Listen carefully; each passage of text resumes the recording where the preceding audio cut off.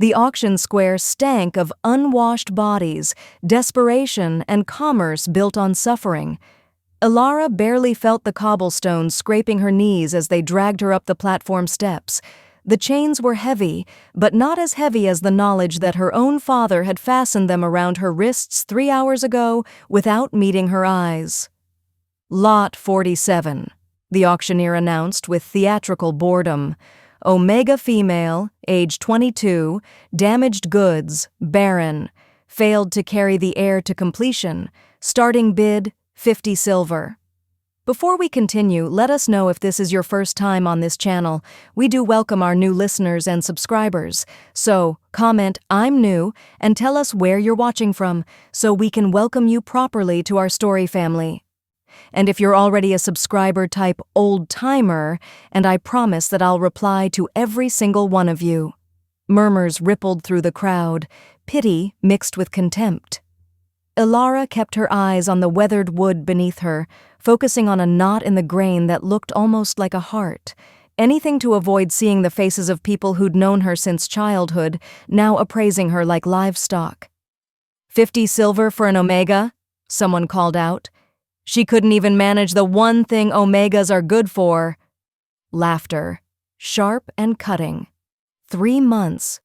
It had been 3 months since she'd lost the baby, and the pain was still so fresh she could barely breathe around it. 4 months of carrying a life inside her, of hoping against hope that somehow everything would work out, only to wake up in a pool of blood at the bottom of the stairs. Accident, they'd called it. She knew better. 60 silver, a merchant bid half-heartedly. The auctioneer's assistant yanked her hair back, forcing her face up for inspection. Note the bone structure. Decent enough features. She can still work, even if she can't breed. Beta Commander Ronin's family had been very clear. They'd paid a substantial bride price for a breeder to elevate the bloodline. When Elara failed to deliver, they demanded compensation. Her family, lowborn, desperate, drowning in debt, had one asset left to liquidate: her. The Greywood family has been promised restitution, her father had said that morning, unable to look at her.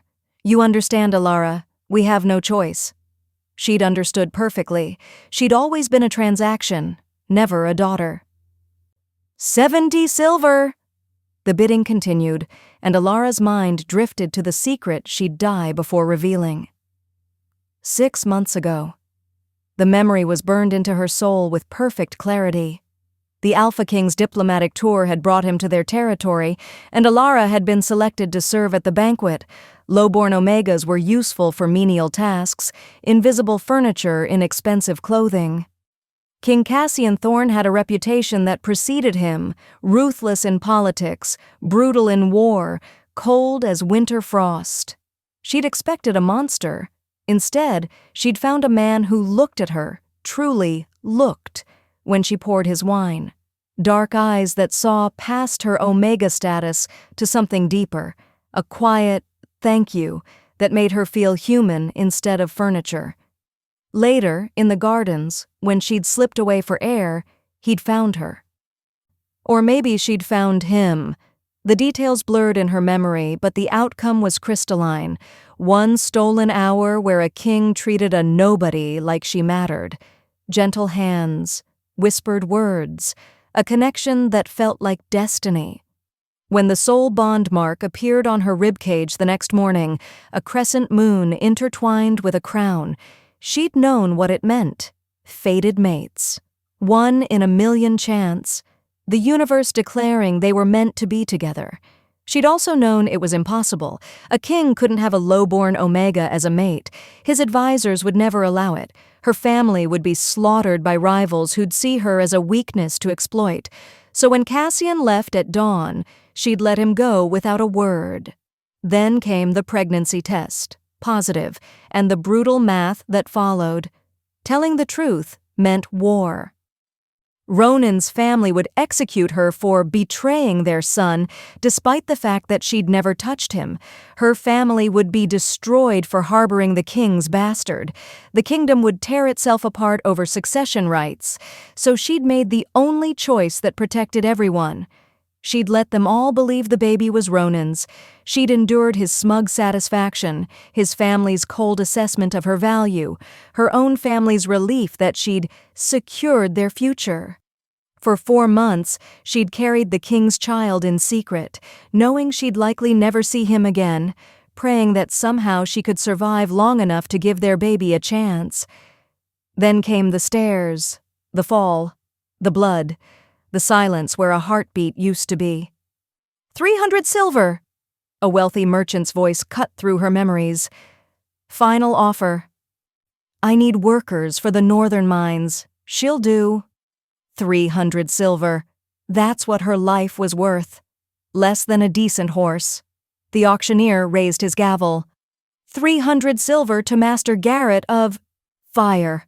Sudden, searing, impossible fire erupted across Elara's ribcage where the soul bond mark lay hidden. She gasped, doubling over, chains rattling as she clutched her side. The pain wasn't physical, it was awareness, like someone had just grabbed her soul and pulled. In the crowd, a hooded figure went rigid. Going once.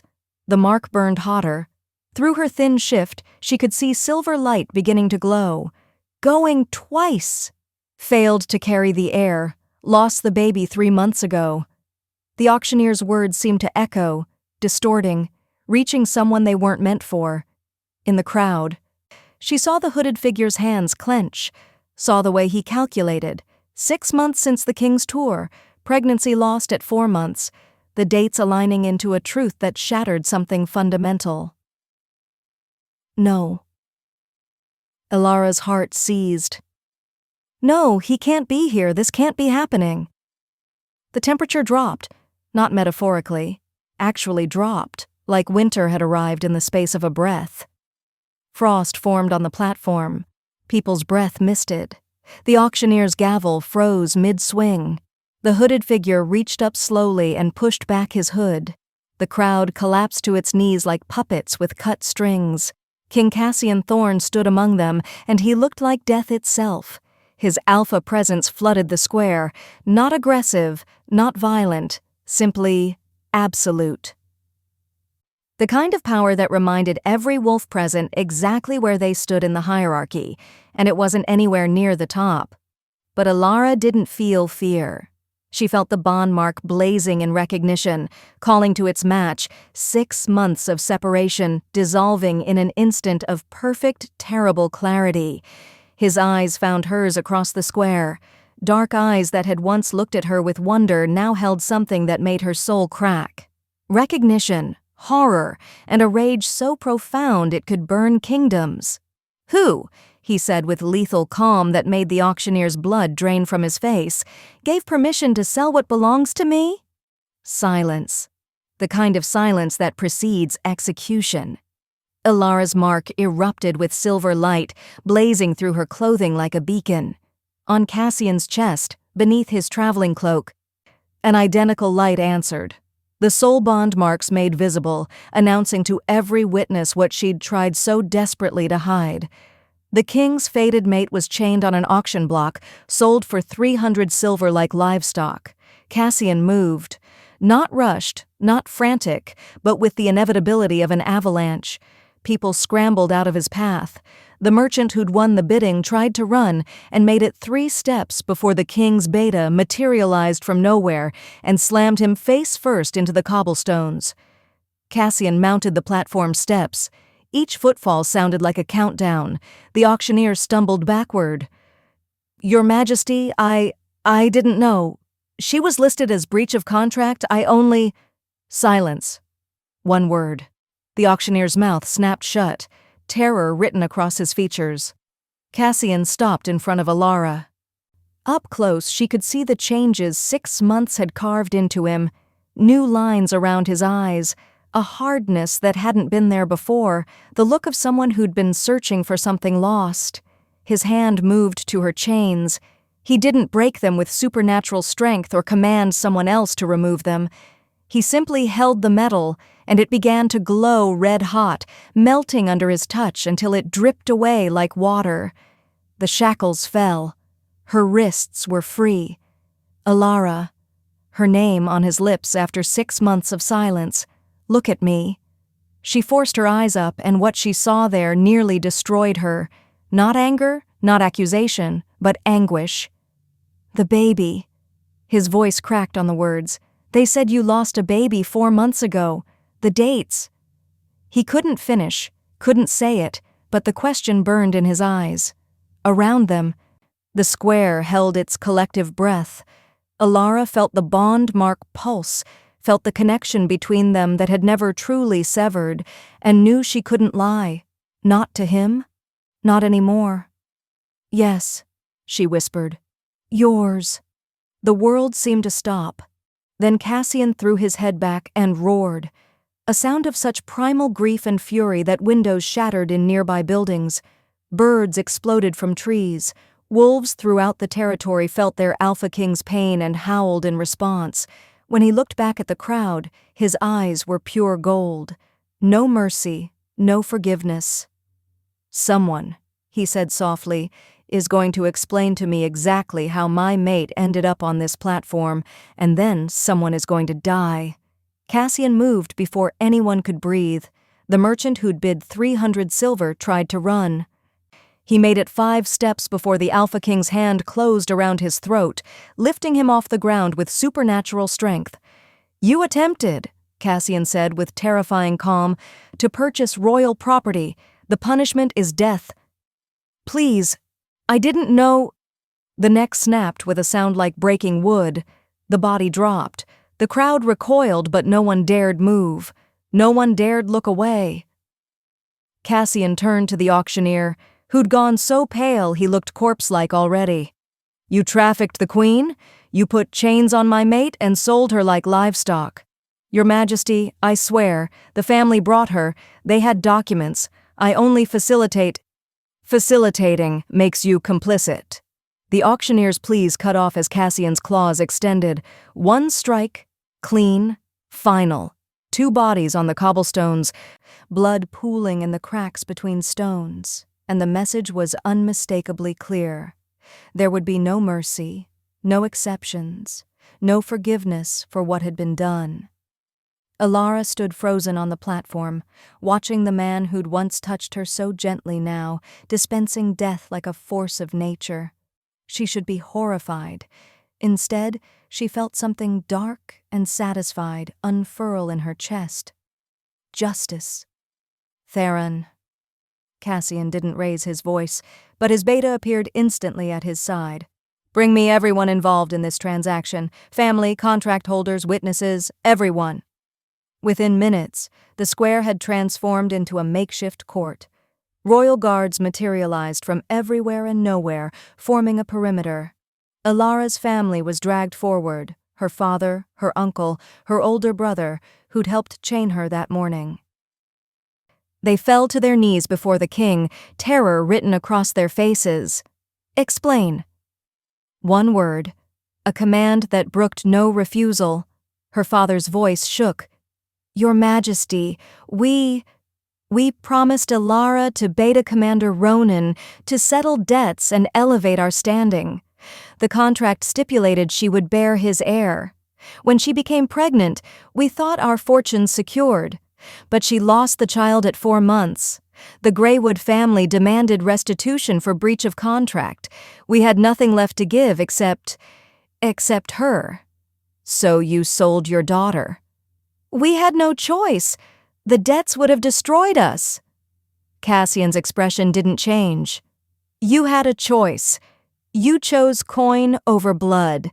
He turned his attention to the cluster of well-dressed wolves being held by guards. "The Greywood family, I presume." Beta Commander Ronan stepped forward, and Elara's stomach turned to ice. He was handsome in a conventional way. Strong jaw, military bearing, the kind of man who looked good on paper. She knew the rot that lived beneath. "Your Majesty." Ronan bowed with perfect form and had the audacity to look confident. "I apologize for this unfortunate situation. The Omega was contracted to me as a breeder. She failed to carry my heir to term, nullifying our agreement. My family sought reasonable compensation." "Your heir." Cassian's voice could have cut diamond. Whose child was she carrying? Ronan's smile was practiced, sympathetic. Mine, Your Majesty. She was my contracted mate. Her failure to produce an heir was disappointing, but these things happen with lowborn genetics. The square went deathly quiet. Cassian turned to Elara, and the raw vulnerability in his eyes nearly broke her. Is this true? She could lie. Should lie. Ronan's family was powerful, connected. Admitting the truth would paint a target on her back for every political enemy Cassian had ever made. It would be safer to let everyone believe Ronan's version, but the bond mark on her ribs burned with silver fire, and she couldn't lie to her mate. Not anymore. No, her voice cracked. The baby was yours, my king. Gasps rippled through the crowd like a shockwave. Ronan's confident facade cracked. She's lying, Your Majesty, trying to save herself by claiming, the baby was yours, Elara continued, louder now, looking only at Cassian. From our night in the garden 6 months ago, I knew telling anyone would start a war. Ronan's family would execute me. Mine would be slaughtered. Your enemies would use me as a weapon against you, so I stayed silent. I let them believe it was his baby and prayed I could survive long enough to give our child a chance. Tears streamed down her face. I tried to protect everyone. I failed anyway. Before we continue, let us know if this is your first time on this channel. We do welcome our new listeners and subscribers. So, comment I'm new and tell us where you're watching from, so we can welcome you properly to our story family. And if you're already a subscriber-type old-timer, and I promise that I'll reply to every single one of you. The anguish in Cassian's eyes transformed to something far more dangerous. Ronan's family erupted. Lies! We paid a bride price for this Omega. She committed fraud. We demand she be executed for— Silence! Cassian's alpha command crashed over them like a physical force. Wolves fell silent mid-sentence, unable to disobey. Thorne stepped forward, holding a leather portfolio. Your Majesty, our investigation has uncovered evidence you need to see. He spread documents across a hastily erected table, letters, contracts, witness statements. Beta Commander Ronan discovered Elara's soul bond mark 3 weeks after your departure, Thorne reported with clinical precision. He recognized it as a royal bond. The crown symbol is distinctive. Rather than report this to you, he saw an opportunity. More documents. A contract signed by Ronan and Elara's father, dated 2 weeks after Cassian left. He blackmailed Elara into the breeding contract, threatening to expose her to your political enemies if she refused. His plan was to pass off the royal bastard as his own, then use the child as leverage, proof of his bloodline's strength, a tool for negotiating power. Ronan's face had gone white. This is fabricated. We have 3 witnesses, Thorne continued, staff members who overheard Ronan discussing his plans. When Elara lost the baby, his entire scheme collapsed, so he orchestrated her accident down the stairs, ensuring she'd miscarry, then convinced her family to sell her before the king could discover the truth. Silence fell like a guillotine blade. Cassian looked at Ronan with eyes that promised death. You discovered my mate. Rather than protect her, you blackmailed her. You planned to steal my child, and when that failed, you murdered my baby and tried to erase all evidence. Your Majesty, I can explain— No. Cassian's claws extended fully. You can die. The execution was swift and brutal. Ronan didn't even have time to scream. His family tried to protest, to demand trials and due process. Cassian stripped their titles with a gesture, banished them from all territories with a word. The royal guard dragged them away as they wailed about injustice. Elara's family received the same sentence, banishment for selling royal bloodline, their name stricken from all records. Her father tried to catch her eye as they dragged him away. She looked through him like he was glass. Then the square was empty except for Cassian, Elara, Thorne, and a few guards. The bodies had been removed. The blood remained, dark stains on old stone. Cassian climbed the platform steps slowly, and when he reached her, all the rage drained from his face, leaving only grief so profound it stole her breath. "You carried my child and faced it alone." His hand hovered over her mark, not quite touching, like he was afraid she'd shatter. "You lost our baby and I wasn't there to protect you." "I'm sorry," Elara whispered. "I'm so sorry. I thought I was protecting you, protecting everyone, but I just failed." "Sorry?" His voice cracked. "Elara, you survived hell to protect a secret that should never have been yours to carry. You endured blackmail, abuse, and the loss of our child, all while trying to save everyone else. You are the strongest person I've ever met." Tears she'd been holding back for 3 months finally broke free. "I'm not strong. I'm broken. The healers said I might never carry again. What good is a queen who can't give the king an heir?" Cassian's hands cupped her face with infinite gentleness. "Then we face that together. But you are not broken, Elara. You are a survivor." He removed his royal cloak, midnight blue silk embroidered with silver wolves, and wrapped it around her shoulders. The weight of it was substantial, real, grounding. In front of the entire territory's remaining population, Cassian took her scarred, chain-marked hand in his. "Elara of no pack," he said loud enough for all to hear. "I claim you as my mate, my queen, and my future, if you'll have me." The bond mark blazed between them, silver light illuminating the square. "Yes," she whispered. "Always yes." He lifted her into his arms like she weighed nothing, and as they left the square, her mark finally stopped burning. It warmed instead, like coming home after a lifetime of cold. The journey to the royal palace took 3 hours by carriage. Elara spent most of it sleeping against Cassian's chest, exhausted by months of stress, terror, and survival. He held her the entire way, one hand protective over her stomach where their baby had been, mourning what they'd lost. The palace was everything she'd imagined and nothing she'd prepared for. Marble columns, soaring ceilings, luxury that felt obscene compared to the auction block she'd left behind. "The royal healer is waiting," Thorne informed them quietly. "Protocol requires examination before the queen can be officially recognized." Elara tensed, but Cassian's hand tightened around hers. "I stay with her." The healer was an elderly woman named Mira, who radiated competence and kindness in equal measure. She examined Elara with gentle efficiency, checking old injuries, assessing malnutrition, documenting the damage months of abuse had inflicted. Then she placed a hand on Elara's lower abdomen, and her expression shifted. "Your Majesty," Mira said slowly, "I need to run additional tests." 15 minutes later, Mira returned with results that made her hands shake.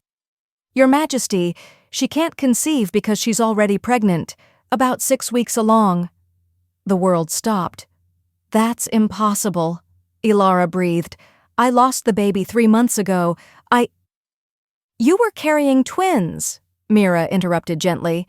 "The fall took one, but your body protected the other. It's rare, but it happens."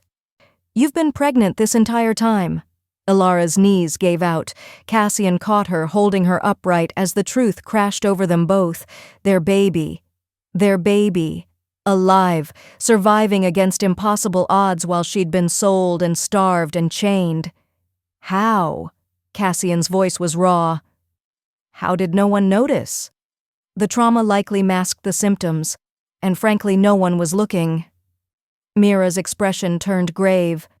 "But, Your Majesty, I must be honest. Her body is severely weakened. Malnutrition, stress, injury. This pregnancy is extremely high risk. She might not survive childbirth." Elara felt Cassian's arms tighten around her, felt his heart thundering against her back. "We'll face it together," he whispered into her hair. "Whatever comes. Together." But Elara heard the fear beneath his words.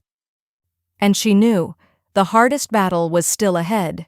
The news shattered them both. Elara collapsed in Cassian's arms, and 6 months of suppressed grief came pouring out in wrenching sobs that seemed to tear from her soul.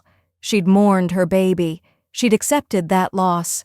And now the universe was telling her one had survived, had been fighting to live inside her while she was starved and sold and chained.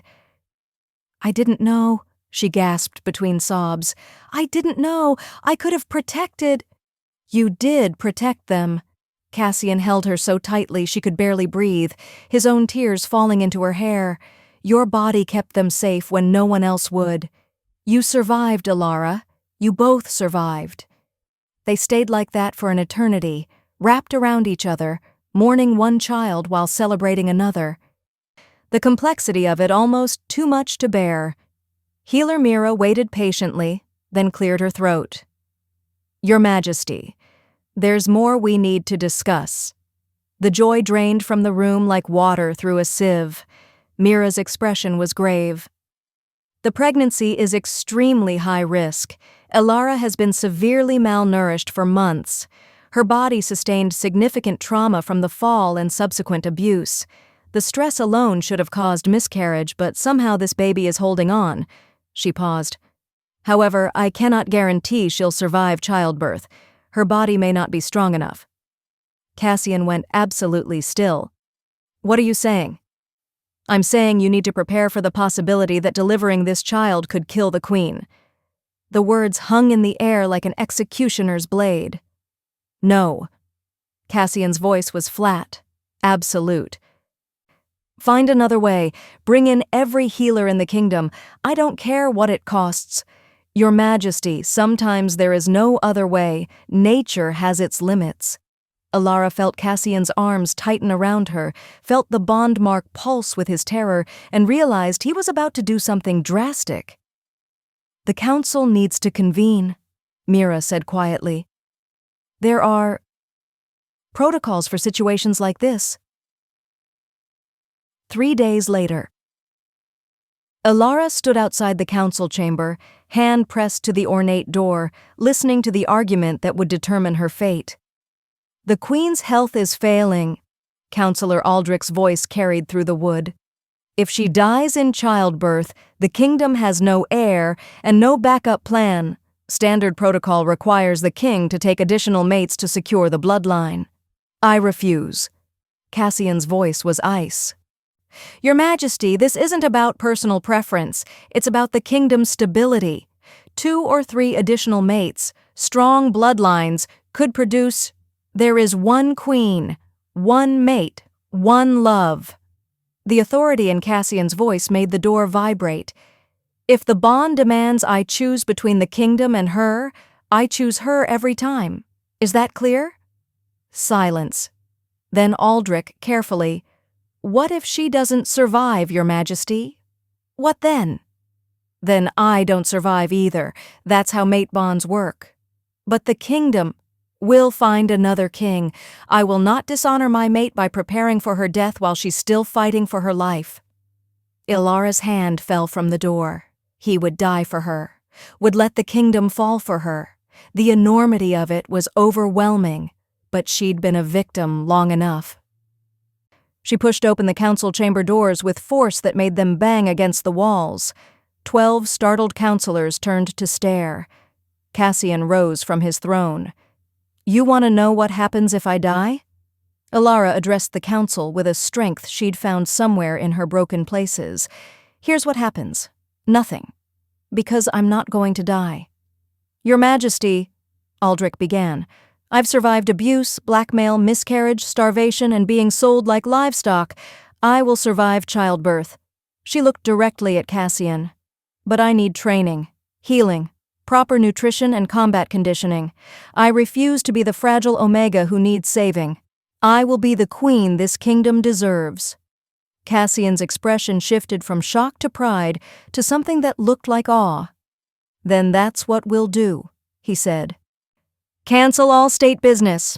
The queen's health is the priority." And so began the most intensive 5 months of Elara's life. Dawn runs with the palace guards, combat training adapted for pregnancy, Healer Mira's specialized nutrition plans, meditation and breathing exercises, learning to channel the Omega healing abilities that had been dormant her entire life. Slowly, impossibly, she grew stronger. Her body filled out. Color returned to her cheeks. The baby grew steadily, and somehow, against all odds, both of them survived each day. Cassian was there for every moment, holding her through morning sickness, sparring with her when she needed to feel powerful, reading to their baby every night with his hand on her growing stomach. The bond mark pulsed between them constantly now, silver light visible whenever they touched, a reminder that they were fighting this battle together. 7 months into the pregnancy. Elara was reviewing legislation to protect lowborn omegas when the first cramp hit. Not a contraction, wrong sensation entirely. This was sharp, wrong, accompanied by a sudden wave of nausea that had nothing to do with pregnancy. The room spun, her vision blurred. "Guards!" she managed to shout before collapsing. Lady Morgana, Ronan's cousin and a temporary palace guest for diplomatic reasons, appeared in the doorway with perfect timing. "Your Majesty, what's wrong?" But her eyes were cold, calculating, satisfied. Elara's hand went to her stomach as another cramp seized her. "The baby, something's wrong." Morgana's smile was subtle, vicious. "Such a shame. If the heir dies, my family retains our claim to succession. Did you really think we'd let a lowborn Omega destroy everything we've built?" Poison. The tea Morgana had personally served her an hour ago. Elara tried to reach for the emergency alarm, but her body wouldn't respond. Labor pains, early, violent, unnatural, ripped through her as the poison forced her body into premature delivery. Then Cassian's roar shook the palace foundations. The bond screamed between them. Her pain was his pain, her terror flooding through their connection like wildfire. He was coming, but would he be fast enough?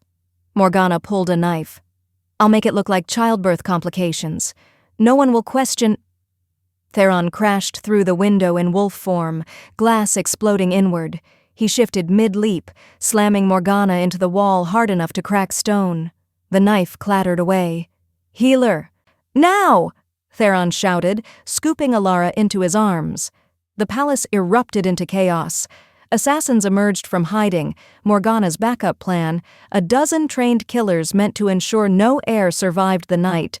Cassian tore through them like a force of nature. No strategy, no finesse, just pure, devastating violence. Anyone between him and his mate died. The bond drove him forward with singular purpose. Get to her, protect her, save her. Thorne ran with Elara cradled against his chest, her screams echoing through the corridors as early labor consumed her. 7 months. Too early. The baby wouldn't survive. She wouldn't survive. They burst into the healing chambers as Mira and her team scrambled into position. "Poison-induced labor," Thorne reported. "Unknown toxin. She's losing too much blood." Cassian arrived seconds later. Covered in blood that wasn't his, eyes wild. He dropped to his knees beside Elara's bed, gripping her hand so hard his claws drew blood. "Don't you dare," he whispered fiercely. "Don't you dare leave me. We fight this together, remember?" "The baby," Elara gasped. "Save the baby." "I'm saving both of you." But Mira's face said what she wouldn't speak aloud. Choose one or lose both. The labor was brutal. Elara's body, weakened by poison and premature delivery, was tearing itself apart. Blood soaked through sheets. Her heartbeat faltered on the monitors. The healers worked frantically, but nature had its limits. "She's not going to make it," one healer whispered. "The body can't sustain this." Cassian's grip tightened. Through the bond, he poured every ounce of his strength into her, his alpha power flooding through their connection. "Live, live, live." And something inside Elara answered. Her Omega genetics, dormant for 22 years, suppressed by trauma and abuse, suddenly ignited like a star going supernova. Power flooded through her system, supernatural healing that should have been impossible. Her body glowed with silver light, the same light as the bond mark, as if the mate connection itself was refusing to let her die.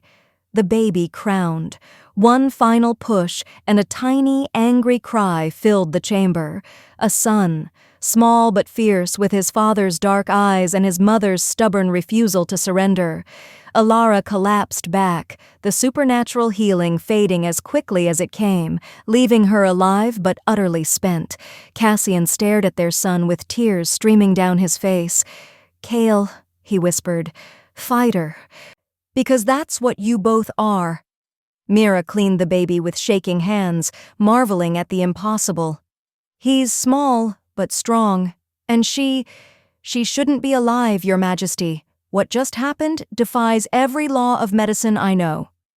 "The bond," Cassian said simply, pressing his forehead to Elara's.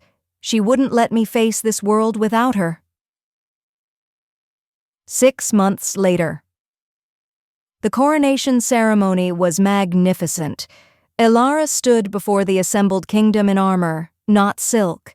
She'd earned this crown through survival, and she would wear it as a warrior queen, not a fragile decoration. Cassian held baby Kale, who watched the proceedings with solemn eyes, while the high priest spoke the ancient words. "Do you swear to protect the weak, defend the innocent, and rule with justice?" "I swear it." Elara's voice carried across the throne room. "And I swear that no Omega will ever again be sold like I was. No lowborn will be deemed worthless because of birth. This kingdom will value wolves for who they are, not what they can produce." The crowd erupted in cheers, especially the lowborn section, wolves who'd never had a voice before. As the crown settled on Elara's head, the bond marks on both her and Cassian's bodies transformed. The simple crescents became elaborate glowing patterns that spiraled up their arms, visible through their clothing, pulsing with shared heartbeat. The message was clear. This queen had been tested by fire and emerged unbreakable. That evening, Elara and Cassian stood on the palace balcony, Kale between them, overlooking a kingdom that had once valued her at 300 silver. "They sold me because I lost your baby," Elara said quietly. "They measured my worth in what I could produce." Cassian wrapped an arm around her waist, careful of where she still bore scars. "And I burned their world down to bring you home. Because your worth was never about what you could give me. It was always about who you are." Below them, the kingdom celebrated. A new era, new laws, a queen who understood suffering and would spend her reign ensuring others never faced what she had. "I was sold for 300 silver, Elara whispered, watching the sun set over her kingdom. "But I was always worth more. I just had to survive long enough to prove it, to them and to myself." Kyle made a small sound, and both parents looked down at their son, the child who refused to die, born to parents who refused to surrender. "Sometimes," Elara continued, "the world measures your worth in what you can produce, but true mates see your worth in who you are, and that makes all the difference." The bond marks glowed silver in the fading light, and somewhere in the palace archives, the royal chronicler wrote the final words of their story. "They sold her after she lost his baby, but the Alpha King found out, and he burned the world down to bring her home. Now she rules beside him, not as a rescued victim, but as a queen who saved herself first, then changed the kingdom forever."